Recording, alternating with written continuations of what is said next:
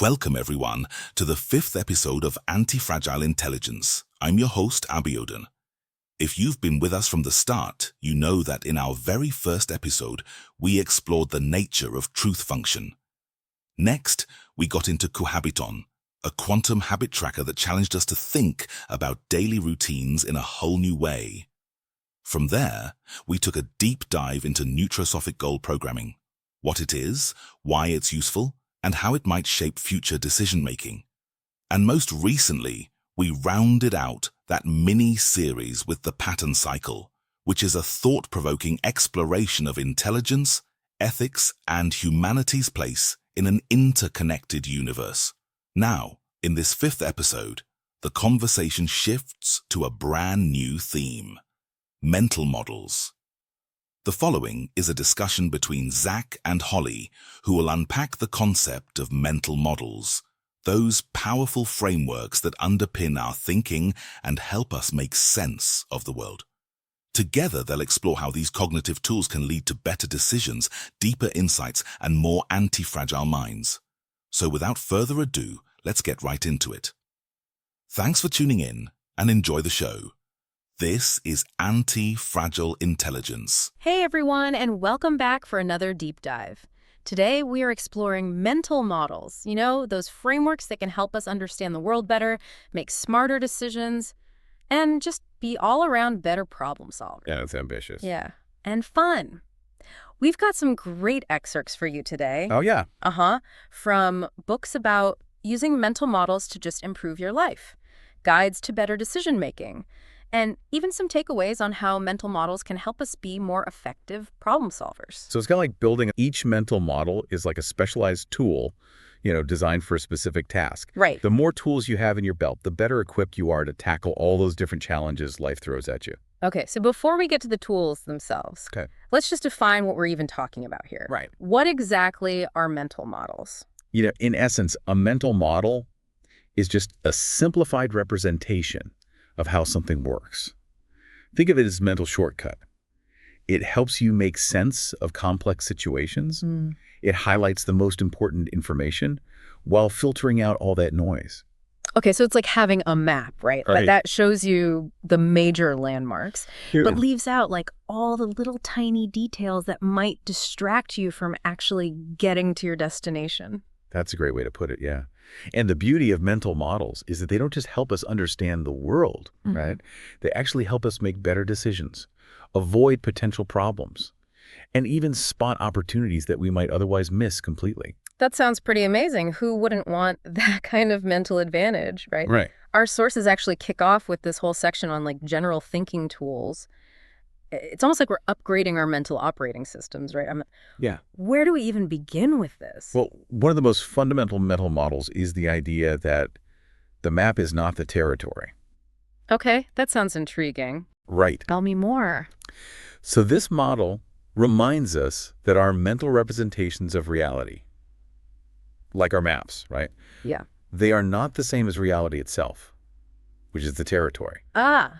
So our maps are simplifications, and sometimes they can be inaccurate or incomplete. So it's like that saying, don't judge a book by its cover. Yes. We might have a mental picture of something. Right. But it doesn't always match up with the real deal. Right.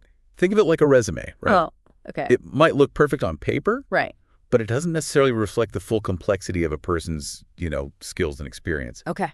We need to be aware of the limitations of our mental models and be open to revising them as we encounter new information. That's a great point. So how do we actually go about making sure our mental maps are as accurate as possible?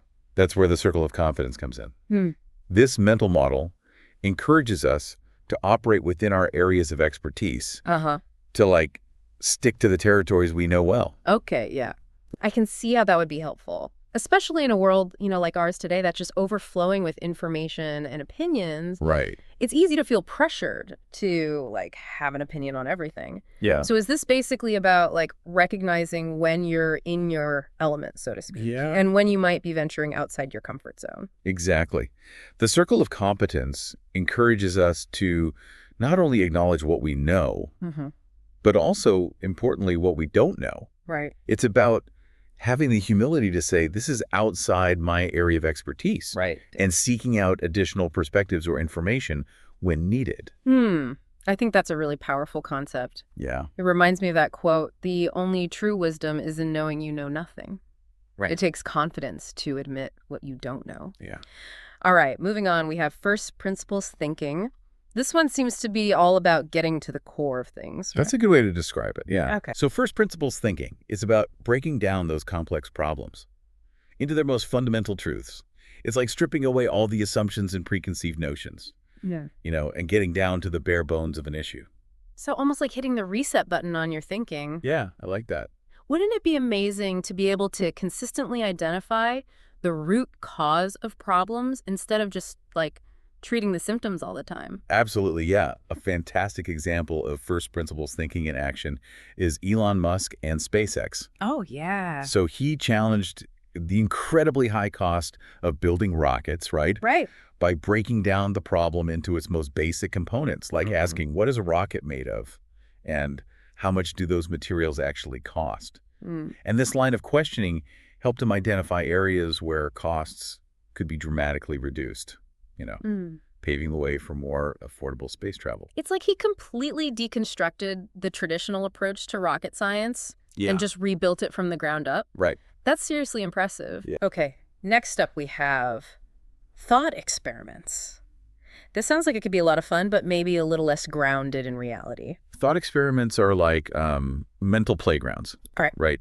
Where you can let your imagination run wild and explore ideas without any real-world constraints. So it's all about asking what if Yeah. and seeing where that takes you. Exactly. But how does playing in this mental sandbox actually translate to practical benefits in the real world? That's the beauty of it. Thought experiments can help us uncover hidden assumptions, anticipate unintended consequences, and generate creative solutions that we might not have considered otherwise. For example, imagine you're designing a new product, right? You could use a thought experiment to consider all the possible ways that people might misuse it. And that could help you identify potential safety hazards or design flaws before they even arise. That's brilliant. It's like a pre-mortem for your ideas before you even launch them into the world. I'm already starting to see how these mental models can be applied in so many different ways. This is exciting stuff. Okay, so let's move on to another model. Okay. Second-order thinking. This one sounds like it has some serious implications for decision-making. Absolutely, yeah. Second-order thinking is crucial for making sound decisions. It encourages us to look beyond the immediate consequences of our actions and consider the ripple effects that might follow. Think of it like playing chess, right? You don't just focus on your next move. You think about how that move will impact the entire game, anticipating your opponent's potential responses. So it's about thinking several steps ahead. Yeah. Not just focusing on the immediate gratification or the most obvious outcome. It's about considering the domino effect of our choices. Precisely. Have you ever made a decision that seemed great at first, but then led to unforeseen problems down the road? Maybe you bought something you couldn't really afford, thinking only about the immediate pleasure of owning it, but then later struggled to pay your bills. Oh, absolutely. I think we've all been there. We get so focused on the immediate reward that we don't always stop to consider the potential downsides. Yeah. This second-order thinking is a powerful reminder to just slow down, think things through more carefully. Absolutely. It's about making decisions with our future selves in mind. That's a great way to put it, yeah. Second-order thinking is about being strategic, anticipating those potential pitfalls before they catch us off guard. This is fascinating. I'm already starting to feel like I'm gaining a whole new level of awareness about how I approach decision-making. Okay, so moving on to the next section. This one is all about human nature and judgment. It seems like we're about to dive into the psychology of how our minds work and maybe uncover some of those, quirks that lead to those bad decisions we were just talking about. This is where it gets really interesting. I'm ready to explore those fascinating ways our minds are wired, both the helpful and the potentially harmful aspects. This section is all about understanding those inherent biases. And intended. Right. That can sometimes cloud our judgment. By recognizing these patterns, we can learn to mitigate their influence and make more objective decisions. For example, one of the most common biases is confirmation bias. Okay, I've definitely heard of that one, but I could use a refresher. Sure. What is confirmation bias? And how does it actually affect us? So confirmation bias is our tendency to favor information that confirms our existing beliefs, even if that information is flawed or incomplete. Okay. It's like we're selectively filtering information to fit our preconceived notions. We tend to seek out sources that agree with us. Right. And avoid those that challenge our views. Oh, I know that one all too well. It's so easy to fall into that trap, especially when we're like passionate about something. You know, we see what we want to see. Yeah. And ignore evidence to the contrary. So how do we avoid falling prey to confirmation bias? It takes conscious effort. Yeah. We need to actively seek out diverse perspectives, even those that make us uncomfortable. We should be willing to challenge our own assumptions and be open to the possibility that we might be wrong. It's like giving our beliefs a regular reality check. All right, what other mental gremlins should we be aware of? Another common bias is the availability heuristic. This is our tendency to overestimate the likelihood of events that are easily recalled, often due to, like, recent or vivid experiences. For example, if you recently saw a news report about a shark attack, you might suddenly feel more anxious about swimming in the ocean, even though statistically, shark attacks are extremely rare. That makes perfect sense. Right? Our brains just prioritize the information that's like readily available, Yeah. even if it's not an accurate representation of like the bigger picture. Right. It's like our emotions kind of hijack our rational thinking. Exactly. Our brains are constantly trying to simplify the world around us, and sometimes these mental shortcuts, lead us astray. Okay, what other biases should we be on the lookout for? Well, there's social proof, which is the tendency to follow the crowd, Hmm. even when it might not be the best course of action. We often assume that if everyone else is doing something, it must be the right thing to do. But of course, that's not always the case. The classic herd mentality. It's like we're wired to seek safety in numbers, but sometimes the herd is headed in the wrong direction. So how do we avoid getting like caught up in this kind of groupthink? We need to cultivate our critical thinking skills and be willing to question the status quo. Right. Just because something is popular doesn't mean it's right. We need to be able to think for ourselves, make decisions based on our own values and judgment. This is such valuable advice. Okay, one last bias before we move on. What about the first conclusion bias? This is our tendency to settle on the first answer that comes to mind, potentially missing better solutions. Okay. Because we stop looking once we think we have an answer. That's a real trap, especially in today's like fast-paced world Right. where we're constantly bombarded with information. It's like our brains are just like wired to take the path of least resistance. It is, yeah. We need to train ourselves to slow down. Consider multiple options before making a decision. Okay, that makes sense. This is the perfect segue into our next section, the artful mental models, creative communication and persuasion. It seems like we're shifting gears a bit here, right? Moving from the internal world of our own minds to the external world of how we interact with others. This section explores how mental models, traditionally used in the arts, Yeah. can be surprisingly effective in everyday communication. Hmm. They can help us refine our approach, whether we're conveying a complex idea or simply trying to have a more engaging conversation. Okay, I'm intrigued. Right. Give me an example of like one of these artful models and how it applies to communication. One powerful concept is framing. Okay. This refers to how the way we present information shapes perception. It's like choosing a specific lens, that focus on a subject, highlighting certain aspects while downplaying others. For example, imagine you're trying to convince your boss to approve a new project. If you frame it as a cost-saving measure, you might get a different response than if you frame it as a revenue-generating opportunity, even if the underlying facts are the same. So it's not just about what you say, Right. but how you say it and like the context you provide. Exactly. And this applies to so many areas of life, from personal relationships to business negotiations to public speaking. I'm already starting to see how understanding these like artful mental models could be like a game changer for communication. Yeah. What other like communication tools can we find in this section? Well, there's contrast, which highlights how juxtaposing opposites can make ideas more impactful and memorable. Think about how artists use light and shadow to create depth and drama in a painting. Okay. We can use the same principle in our communication by contrasting, different ideas or perspectives. Oh yeah, like that classic advertising technique of before and after photos. Exactly. It's all about like highlighting the difference, right, to make a strong impression. Right. And then there's the importance of understanding your audience, and the genre of your communication, just like an artist considers their audience and the medium they're working with. If you're giving a presentation to a group of scientists, you'll likely use a different approach than if you're giving a speech to a group of artists. It's about tailoring your message Right. to resonate with your specific audience. Exactly. This is brilliant. Yeah. I'm starting to realize that effective communication is so much more strategic than I ever imagined. It is, yeah. And by understanding these artful mental models, we can become, more intentional and effective communicators in all areas of our lives. Wow. We've covered a lot of ground in this first part of our deep dive into mental models. From general thinking tools like the circle of competence and first principles thinking to the psychology of decision making with biases like confirmation bias. Yeah. And the availability heuristic. And now even venturing into the art of communication with framing and contrast. Yeah. It's amazing how these mental models can be applied to so many different aspects of our lives. It really is. And this is just the beginning. This is exciting. I can't wait to dive into the next set of mental models. Right. And just keep expanding our mental toolkit. Right. So stay tuned for part 2, where we'll be exploring even more fascinating concepts from physics, biology, and even military strategy. Awesome. It's going to be epic. I can't wait.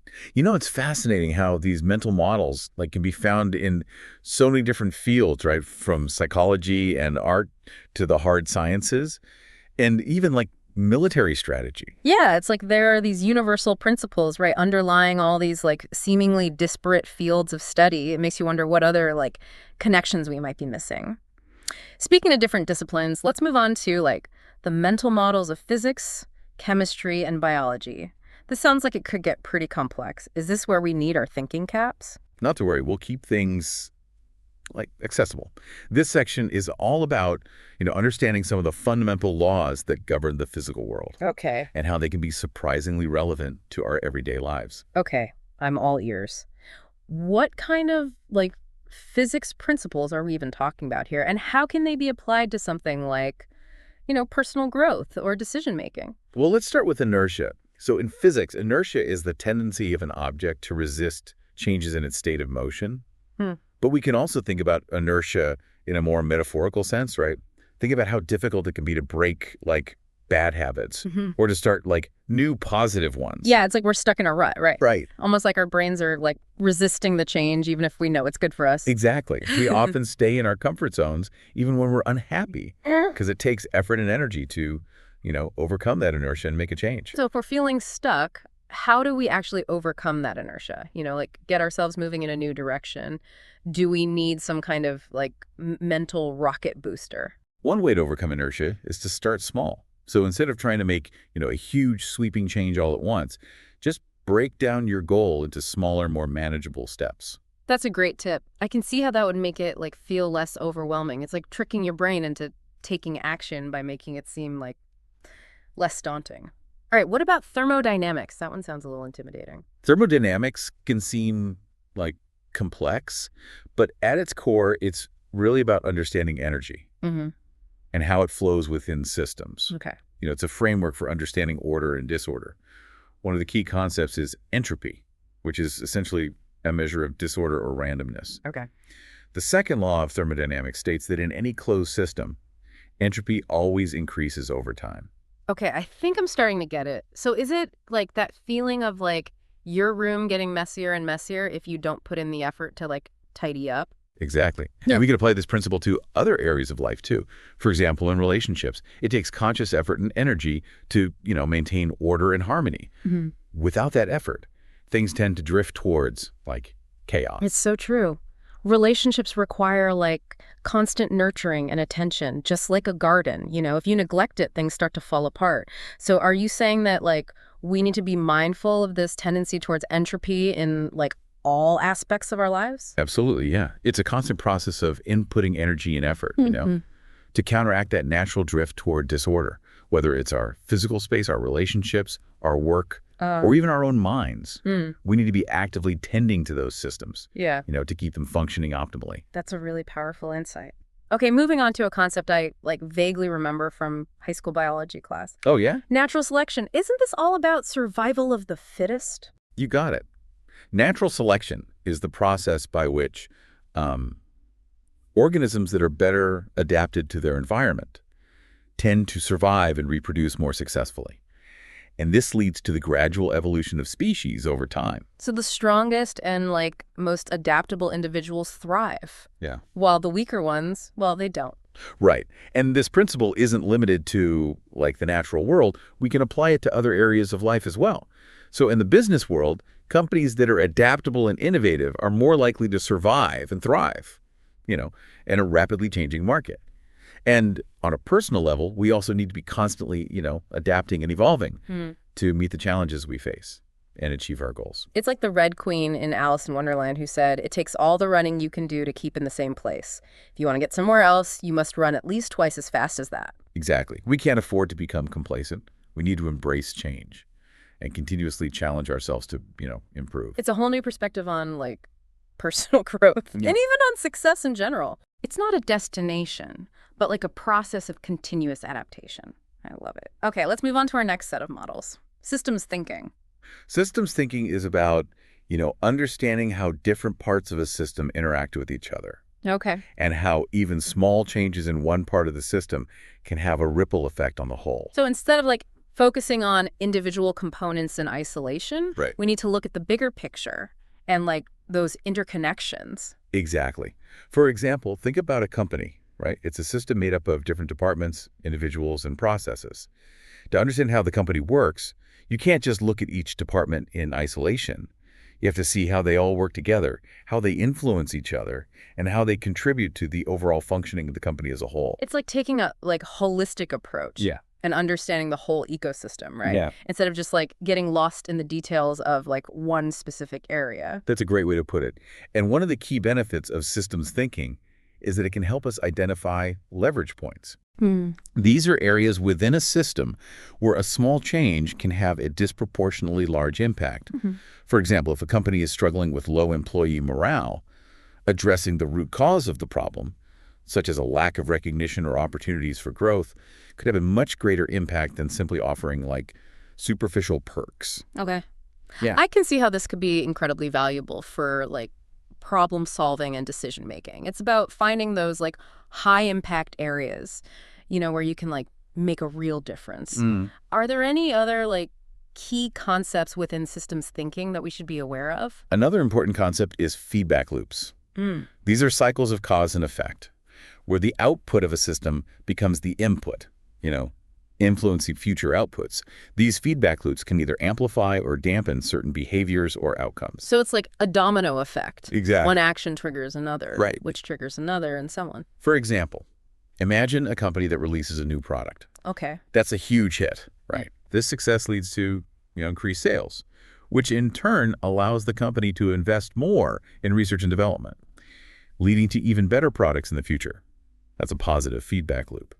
On the other hand, a company that ignores customer complaints might experience a decline in sales, leading to budget cuts, and a further decline in product quality, creating a negative feedback loop. Got it. So it's about understanding those feedback mechanisms, right, and how they influence the overall behavior of the system over time. Right. And one more key concept is the idea of bottlenecks. Okay. Bottlenecks are constraints that limit the flow or progress of a system. It's like that, narrow part of an hourglass that restricts the flow of sand. So bottlenecks are essentially the weak links in the chain. Exactly. The things that are holding us back from achieving optimal performance. Exactly. And by identifying and addressing those bottlenecks, we can significantly improve the efficiency and effectiveness of a system, whether it's a company, a process, or even our own personal productivity. This systems thinking stuff is definitely making me think differently. It's zooming out and seeing the interconnectedness of everything. It's a whole new way of looking at the world. All right, let's move on to a section that sounds a bit more intense. The mental models of military and war. This might sound surprising. Yeah. But there are some fascinating mental models from military strategy. Yeah. They can be applied to a wide range of situations, even those, far removed from the battlefield. Okay, I'm intrigued. Give me an example. How can military strategy be applied to something business negotiations or even personal relationships? Well, one important concept is seeing the front. In military terms, this means, gathering firsthand information Okay. and not relying solely on reports from others. This can be applied to any situation where it's important to have like a direct understanding of what's going on. So it's about doing your own research, so to speak, not just Yeah. like accepting what other people tell you. It's about being like proactive Right. in seeking out information and forming your own conclusions. Exactly. In business, this might mean getting out of the office Mm. and talking directly to your customers, Mm-hmm. rather than relying solely on like market research reports. Okay. In personal relationships, it could mean having open and honest conversations with your loved ones, rather than making assumptions or, relying on gossip. I love that. It's about like getting to the source of the information Yeah. and seeing things for yourself. Okay. Okay, what other like military-inspired models can we add to our mental toolkit? Another key concept is asymmetric warfare. Okay. This recognizes that if you're up against a more powerful opponent, you can't fight them on their own terms, Yeah. right? You need to find a different approach, one that leverages your strengths Yeah. and exploits their weaknesses. So it's about using like your agility and creativity to like outmaneuver a like larger, more powerful force. Exactly. For example, a small startup might not be able to compete with a large corporation on like price or marketing, Right. but they could use their agility and innovation to create a unique product or service that disrupts the market and captures a niche audience. That's a great example. It's about thinking outside the box and finding creative solutions that like level the playing field. Right. And another important concept is avoiding a two-front war. Okay. This highlights the dangers of being stretched too thin, trying to, fight multiple battles simultaneously. It's crucial to focus your resources and energy, Yeah. where they'll have the greatest impact. So kind of like prioritizing your battles, not trying to do too many things at once. Exactly. It's about choosing your battles wisely and making sure you have enough resources to win the ones that matter most. This is amazing. Who would have thought that like military tactics could offer such valuable insights into like business strategy and even like personal growth? Okay, what else do we have in this like fascinating section? Well, there's a concept of counterinsurgency, which emphasizes the importance of winning hearts and minds. It's not just about, defeating the enemy through brute force, Right. but about understanding the underlying causes of the conflict and addressing them. It's about building trust and creating a more stable environment. So it's about understanding the psychology of the situation. Right. And Yeah. addressing the like root causes of conflict rather than just like focusing on the symptom. Exactly. It's about building bridges and, finding common ground. This resonates so much with me, especially in today's world, where it feels like there's so much like division and conflict. Right. We need more of this kind of thinking in like all aspects of our lives. Okay, last one in this section. Mutually assured destruction. Now that one sounds a little terrifying. It does have a bit of a chilling ring to it, doesn't it? Mutually assured destruction, or MA, is a concept from the Cold War. It's the idea that if two opponents have enough firepower to completely destroy each other, they're less likely to actually use it, right? Right. Because the consequences would be so catastrophic for both sides. So it's like a deterrent, right? Right. Like the fear of like total annihilation prevents either side from making the first move. Exactly. And while this might seem like a very specific, military concept, Yeah. we can actually apply this principle to other situations as well. Yep. Think about like high-stakes business negotiations, right? Right. Or even like personal arguments. Sometimes it's important to recognize when a conflict is escalating to a point where like everyone will lose, Yeah. and to find a way to de-escalate the situation and find a more peaceful resolution. It's like that saying, don't cut off your nose to spite your face. Yeah. It's a reminder that sometimes like the best outcome is to avoid conflict altogether Yeah. or to find like a compromise that allows everyone to like walk away with something. That's a great way to put it. Sometimes choosing to cooperate rather than compete leads to a better outcome for everyone involved. This has been an incredibly thought-provoking exploration of like mental models, from like the laws of physics to like the strategies of war. It's amazing how these like seemingly disparate fields Right. can offer such like valuable insights into like how we think, make decisions, and like interact with the world around us. It is fascinating, isn't it? Yeah. And there's so much more to explore. We've only just scratched the surface. I can't wait to like dive into the next section and see what other like mental gems we can uncover. So stay tuned for part 3, where we'll be exploring the fascinating world of mental models of human nature and judgment. Welcome back to our deep dive into mental models. In parts 1 and 2, we explored a wide range of models, from those that help us think more clearly, to those that, shed light on the laws of physics, the dynamics of systems, and even the strategies of war. Now, in this final part, we are turning our attention inward to explore the mental models of human nature and judgment. This is where we really get into the nitty-gritty of how our minds work, exploring those fascinating and sometimes frustrating quirks and biases Right. that make us human. I'm ready to, unpack these psychological mysteries. Okay. What are some of the, key players in this mental game that we should be aware of? Let's start with one of the most fundamental concepts in human interaction, trust. Okay. Trust is essential for, cooperation, collaboration, building meaningful relationships. Yeah. It's the foundation of, social and economic systems. Without trust, it's incredibly difficult to function effectively in the world. That's so true. Trust is like the glue that holds everything together, right? Right. Yeah. But how do we actually determine who to trust? Are there any mental models that can guide us in making those judgments? Well, there's no foolproof formula. Mm-hmm. One helpful model is to consider the incentives at play. Okay. So people are often motivated by, self-interest. Mm-hmm. So understanding what someone stands to gain or lose Mm-hmm. in a particular situation can provide valuable insights into their potential motivations and trustworthiness. So it's about looking beyond what people say. Yeah. And considering what they might have to gain Yeah. from their actions. It's like trying to decipher those hidden agendas, that might be lurking beneath the surface. Exactly. It's not about being cynical or distrustful, but rather about being aware of the potential, influences on people's behavior. Right. It's about making informed judgments. That's a really helpful perspective. It reminds me of that saying, follow the money. Often, understanding the financial incentives can reveal a lot about people's motivations. Okay, moving on. Our sources mention something called Pavlovian association. That rings a bell, but I'm not quite sure what it means in this context. Think of Pavlov's, famous experiments with dogs. Oh, yeah. He rang a bell every time he fed them. And eventually, the dogs began to associate the sound of the bell with food.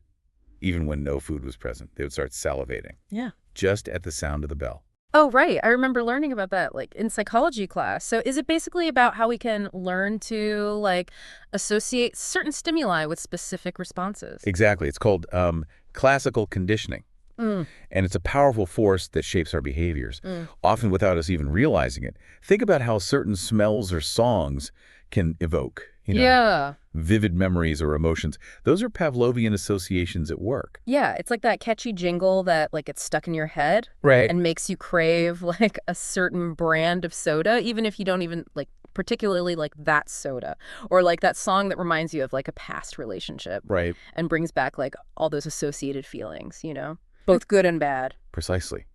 And these associations can be incredibly powerful, influencing our preferences, our fears, even our beliefs. It's amazing how much our subconscious minds are shaping our thoughts and actions. This makes me want to pay closer attention to those subtle cues and triggers that might be influencing me without my even realizing it. Uh-huh.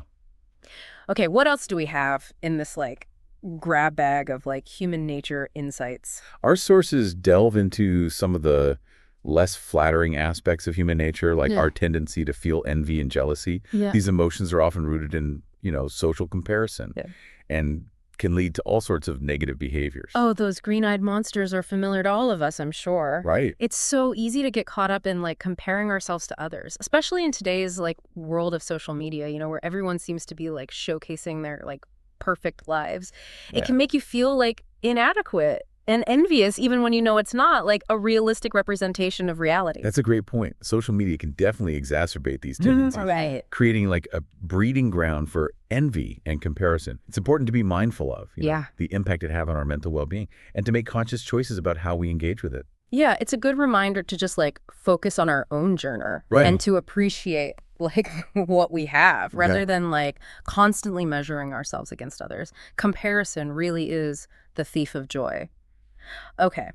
What other less than ideal human tendencies should we be aware of? Our sources highlight the phenomenon of distortion due to liking hating. Okay. This simply means that our feelings toward someone can cloud our judgment, leading to biased perceptions. Well, it's like looking at someone through like rose-colored glasses when we like them, right? Right. Overlooking their flaws and seeing them in a more positive light than they deserve. And then conversely, if we like dislike someone, we might be like overly critical, like focusing on their negative qualities and overlooking any like redeeming ones. Like we're wearing those like judgmental glasses that just like magnify all their faults. That's a great way to put it, yeah.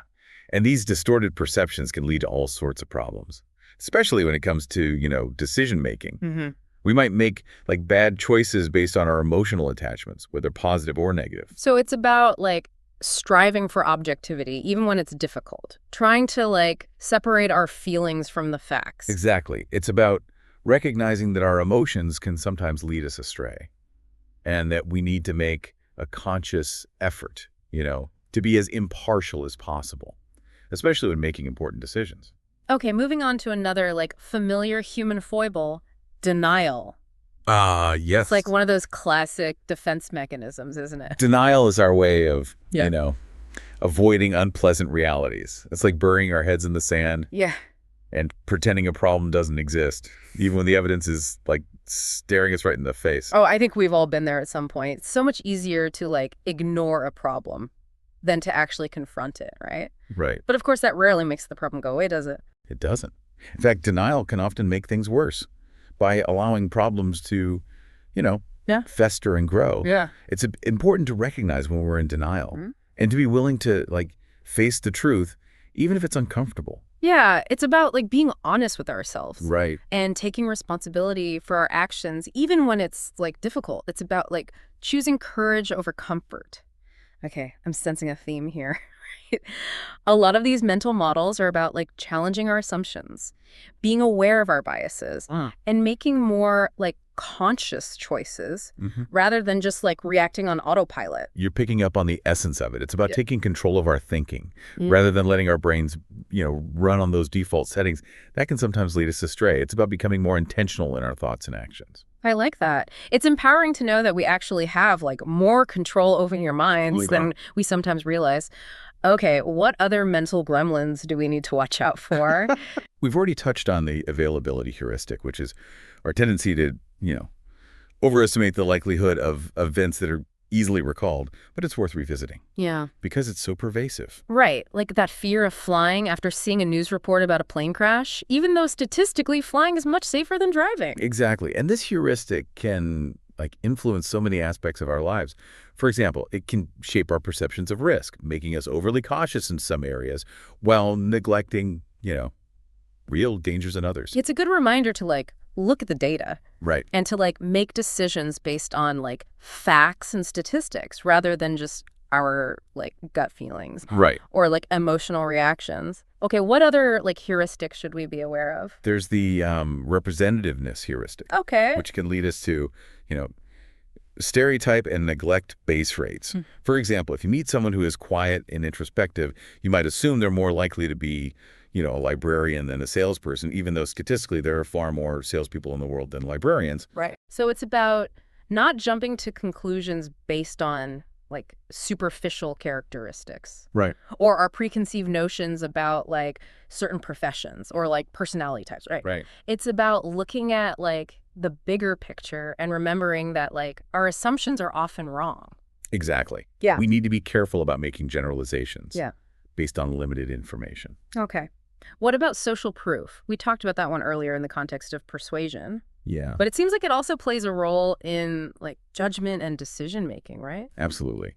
Social proof is the tendency to look to others for guidance, on how to behave, especially in uncertain situations. We often assume that if everyone else is doing something, it must be the right thing to do. It's like that classic experiment where like people are standing in a room Right. and like staring at the ceiling, and then unsuspecting passersby start like staring at the ceiling too, just because everyone else is doing it. It's like conformity at its finest. Exactly. And while this tendency to conform can be helpful in some situations, such as, when we're learning social norms or trying to fit in, Yeah. it can also lead us to make bad decisions, especially if, the crowd is wrong. It's a good reminder to like think for ourselves. Yeah. And to make decisions based on like our own values and judgment rather than just like blindly following the herd.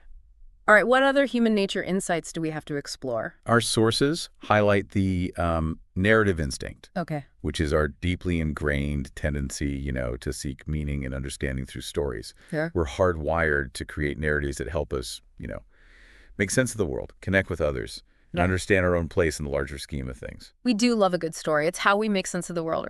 But how can this be a bias? Well, storytelling is an essential part of, like, the human experience. Yeah. Our desire for a neat and tidy narrative Right.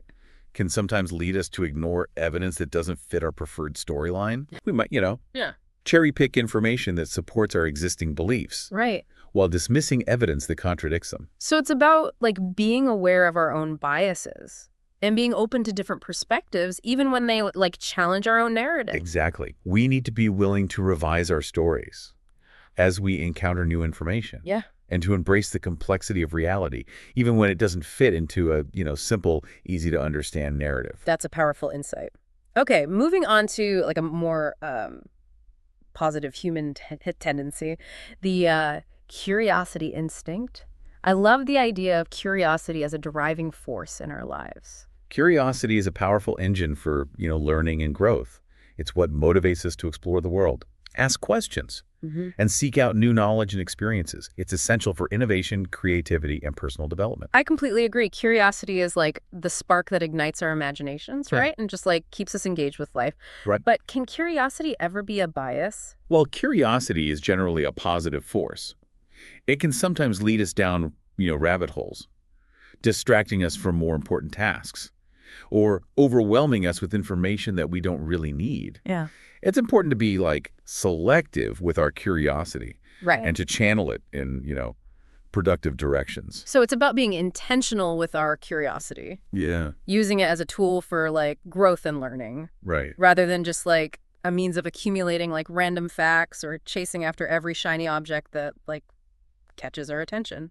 That's a great way to put it. It's about being mindful of where we direct our attention and energy. Okay, let's move on to a mental model that seems like pretty fundamental to being human, the language instinct. The language instinct refers to our innate capacity for language. It's what allows us to communicate, complex ideas, share our thoughts and feelings, and build, relationships and societies. It's what sets us apart from other animals. Language is truly the foundation of like human civilization, isn't it? It is, yeah. But how can this be a bias? While language is a powerful tool for, connection and understanding, it can also be a source of, misunderstanding and miscommunication. Sometimes our reliance on language can lead us to, like, oversimplify complex issues or to misinterpret each other's meanings. Yeah, I can see how that happens. We often, like, make assumptions about what other people mean without, like, fully understanding their perspective. It's like we're speaking different language, even when we're using the same word. Exactly. It's important to be mindful of, like, the limitations of language, and to strive for, clear and effective communication. It's about listening carefully, asking clarifying questions, and being willing to, acknowledge when we don't understand something. This is a good reminder to just like be more mindful of how we use language, both in our own thinking and in our communication with others. Okay, moving on to another bias we touched on earlier, the first conclusion bias. All right, this is our tendency to settle on the first answer that comes to mind. Potentially missing better solutions because we stop looking once we think we have a solution. It's like we're taking, the cognitive path of least resistance. It's like when you're like searching for something online and you click on the first link that looks promising, even though there might be like better, more relevant information further down the page, we often like settle for the first like decent option rather than like taking the time to explore like all the possibilities. Exactly. We need to train ourselves to slow down, consider multiple perspectives, and, explore a range of options before making a decision. It's about being thorough and resisting the urge to jump to conclusions. It's about being more deliberate and thoughtful in our decision making. Okay, I'm really starting to appreciate the value of these mental models. It's like, a toolkit for like upgrading our thinking and making like better decisions. They are, yeah. Yeah. By understanding these, biases and tendencies, we can become more aware of our own mental processes and make more conscious, informed choices. Okay. What other mental tools can we add to our collection? What else do we have in this, like, human nature toolkit? Our sources point out our tendency to overgeneralize from small samples. This means drawing, broad conclusions based on limited data. For example, we might meet a few unfriendly people from a particular city and conclude that everyone from that city is unfriendly. Oh, I've definitely been guilty of that one. It's so easy to fall into the trap of, like, stereotyping, right? Yeah. Based on a few isolated experiences. We see, like, a few examples. Right. And we, like, extrapolate that to, like, the entire group. Sure. It's not exactly a recipe for, like, accurate judgment, is it? It's not. It's important to remember that our experiences are often, not representative of the whole. We need to be wary of making sweeping generalizations, but based on limited data. It's about being, like, open-minded and recognizing that, like, our perceptions are often, biased Yeah. and incomplete. Exactly. And it's about being willing to update our beliefs as we gather more information. Okay, moving on, our sources discuss the concepts of relative satisfaction and relative misery. Okay. These sound intriguing. These concepts highlight the idea that our happiness is often relative to our, past experiences or to the experiences of others. Okay. It's like that saying, comparison is the thief of joy.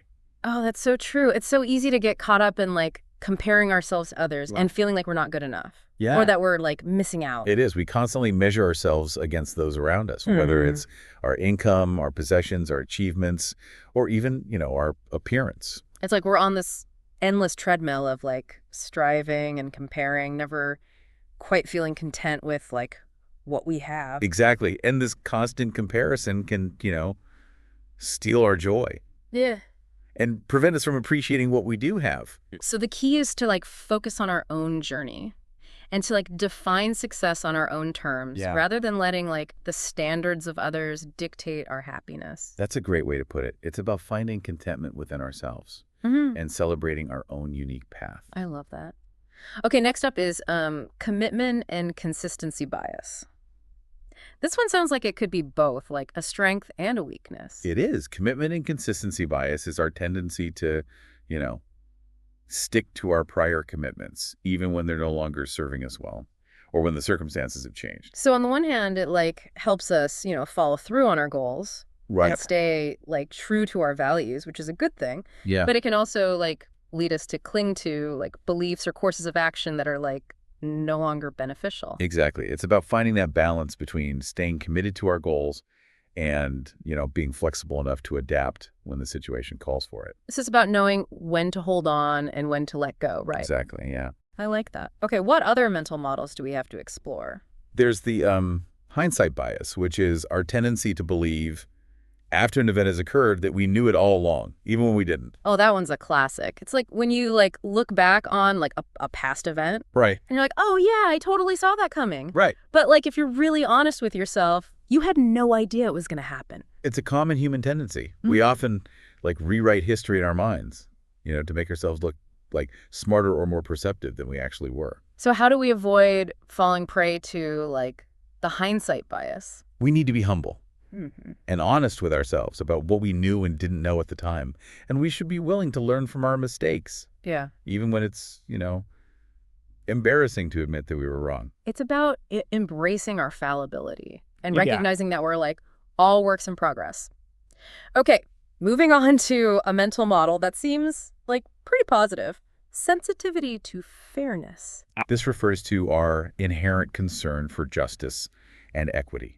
It's what motivates us to, fight for what's right, stand up for the underdog, and to challenge systems that perpetuate inequality. I love that. It's like the foundation of, like, empathy and compassion. It is. But it's important to be aware that, our sense of fairness can sometimes be manipulated. How so? Well, we might be more likely to support a cause or a policy, right? If it's framed as a matter of fairness, even if the underlying facts are questionable, or if we haven't, like, fully considered, all sides of the issue. So it's about, like, being discerning and not letting our emotions cloud our judgment, even when something, like, triggers our sense of justice. Exactly. It's about being critical thinkers and evaluating information carefully before forming an opinion. Okay, next up we have the fundamental attribution error. Okay. That one sounds a bit complicated. The fundamental attribution error is our tendency to, overestimate the role of personality traits and underestimate the role of situational factors in explaining other people's behavior. Can you give me an example? Sure. Let's say someone cuts you off in traffic. You might assume that, they're a jerk or a bad driver, attributing their behavior to their personality, but you haven't considered that they might be rushing to the hospital because their child is sick, or that they just received some bad news and are distracted. So it's about giving people the benefit of the doubt and remembering that we don't always have, the full context of their situation. Exactly. It's about being more understanding. Right. And less quick to judge. Okay. What about the influence of stress? That one seems especially relevant these days. Stress can have a profound impact on our thinking and decision-making. It can make us more reactive, more impulsive, and less able to, think clearly and rationally. Oh, I know that feeling all too well. When I'm, stressed out, I'm definitely not at my best. We all experience that, yeah. Under stress, our brains, go into a kind of fight or flight mode, prioritizing immediate survival over long-term planning or thoughtful consideration. So it's important to manage stress. Yeah. And develop healthy coping mechanisms. Right. To help us regulate our emotions and think more clearly under pressure. Absolutely. It's essential for our mental and emotional well-being, as well as for making, sound decisions. Okay, moving on, we have survivorship bias. Okay. That one sounds a bit morbid. Survivorship bias is our tendency to focus on the successes and, ignore the failures, leading to a distorted view of reality. Can you give me an example? Sure. Think about the stories we often hear about, successful entrepreneurs. Oh, yeah. We see these people who dropped out of college, started a company in their garage, and became billionaires. Right. We're inspired by their stories. But what we don't see are the countless other entrepreneurs, who tried and failed, who poured their hearts and souls into their businesses, but never achieved that level of success. We only hear about the survivors, not the casualties. So it's important to remember that, success is often the result of, a combination of factors, right? Yeah. Including, hard work, talent, timing, and even luck. Right. And that for every success story, there are, countless others who didn't make it. Exactly. It's a reminder to keep things in perspective. Right. And to not let, the success stories, blind us to the realities of, hard work and persistence, as well as the role of chance. Okay. We're almost at the end of our list here. What are, the final two mental models we need to cover? Our sources highlight the tendency to want to do something, even when inaction is the better course of action. This is often driven by a sense of, urgency or a desire to feel in control. It's like that saying, don't just do something, stand there. Sometimes, the best course of action is to, wait and observe, gather more information, or let things, play out before, intervening. Exactly. It's about recognizing that not every problem requires, immediate action. Yeah. And that sometimes patience and restraint are, the wiser choices. Okay. And finally, we have falsification confirmation bias. We've already talked about confirmation bias, but what is falsification? Falsification is a key principle in the scientific method. It means that a hypothesis is only considered scientific, right? Okay. If it can be disproven through testing. So it's about being open to the possibility that we might be wrong. Yeah. And actively seeking out evidence that could challenge our assumptions. Exactly. And it's the opposite of confirmation bias, which is, our tendency to seek out information that confirms our existing beliefs, even if that information is flawed or incomplete. It's a good reminder to be open-minded and to approach the world with a spirit of curiosity and inquiry rather than clinging to our preconceived notions. Wow, this has been an incredible deep dive into the complexities of human nature. I feel like I've gained so many valuable insights into how my own mind works. Right. And how to make better decisions.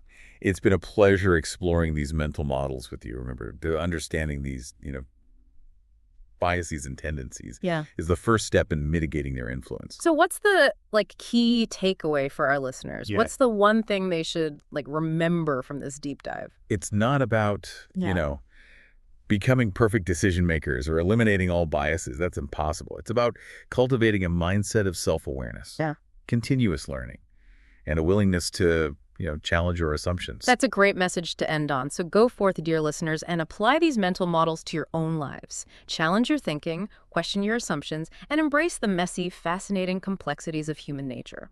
Thank you, dear listeners, for being part of this incredible journey through anti-fragile intelligence.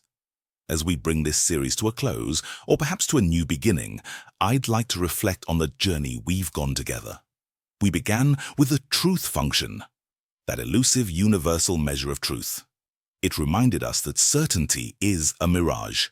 The universe thrives on complexity, and our understanding of it is always partial, always evolving.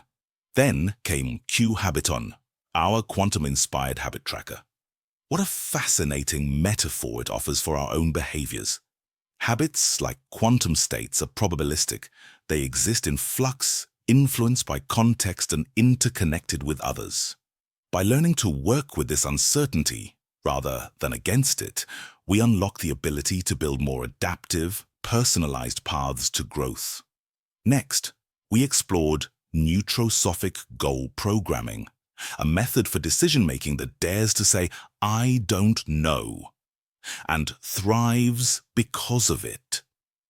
By quantifying indeterminacy and balancing competing priorities, it gave us a framework for navigating the gray areas of life. And who could forget our dive into the pattern cycle, rise of Kali?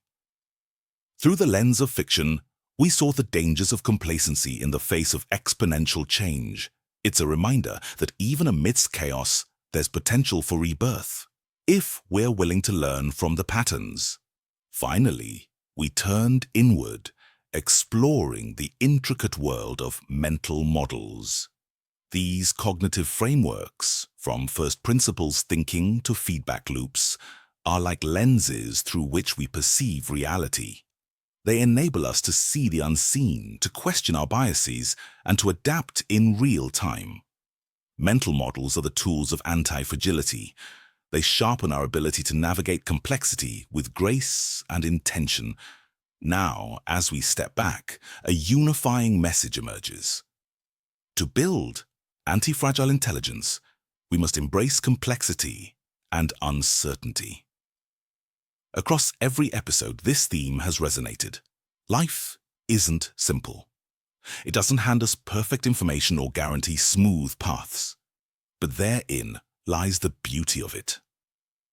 By adapting our thinking, recognizing our biases, and leaning into interconnectedness, we don't just survive change, we grow stronger because of it. So, what's the final takeaway? It's this. Anti-fragile intelligence isn't just about navigating life's shocks, it's about thriving in their wake. It's about becoming better, stronger, and more creative through the very trials that might otherwise break us. It's about turning uncertainty into opportunity and complexity into clarity. And it's about doing all of this with an ethical compass firmly in hand, grounded in our shared humanity. As we close this chapter, I encourage you to take these ideas into your own lives. Challenge your assumptions. Seek out the patterns in the chaos. Embrace uncertainty as a friend, not a foe. And above all, continue to build your own anti-fragile mind. This is Abiodun signing off. Until next time, stay resilient, stay curious, and stay inspired.